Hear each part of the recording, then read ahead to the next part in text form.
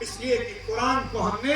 صرف وہ جو بعض اعمال اس کے لیے ہم نے سمجھا، قرآن کو ہم نے نصیحت کی کتاب نہیں سمجھا، قرآن کو ہم نے اپنی زندگی میں برتنے کی کتاب نہیں سمجھا، قرآن کی گائیڈ لائن کو سیکھ کر اس کا امپلیمنٹیشن کرنے کی ہم نے کوئی کوشش نہیں کی، جس کے نتیجے میں یہ روگ پیدا۔ آگے فرمایا بہت ہی اختصار کے ساتھ فرمایا شفاء لما فی الصدور وہدی ورحمہ، کہ پھر جب آدمی قرآن سے نصیحت لے گا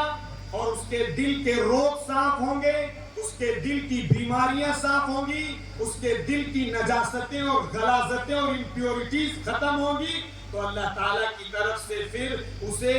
صحیح راستے پہ چلنے کی توفیق ملے، صحیح راستہ اسے دکھایا جائے، اسے ہدایت عطا کی جائے گی، پھر گناہ سے اس کو نفرت ہوگی، اس کے دل کے اندر کراہیت ہوگی۔ جیسے ایک آدمی کو نجاست سے، غلاظت سے، پیشاب سے، بلغم سے اور جو گندی چیزیں ہیں ان سے آدمی کی طبیعت میں نفرت ہوتی ہے، گھن ہوتی ہے، اس کو دیکھ کے آدمی بالکل جو ہے وہ اندر سے بالکل ایک دم سے جھنجھوڑ کر گویا کہ رکھ دیا جاتا ہے۔ میرے عزیز و بزرگوں دوستوں، جب قرآنی زندگی ہوگی تو ایسے موقع سے پھر گناہ کو دیکھ کر اس کے دل کے اندر چوٹ لگے،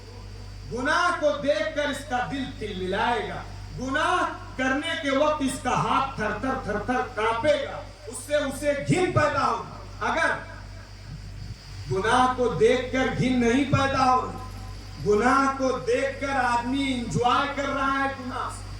تو ایسی صورت میں کہا جائے گا کہ اس کے دل کے اندر خدا کی طرف سے مہر لگا دی گئی ہے، پھر اس کو اچھائی اور برائی کی تمیز ختم،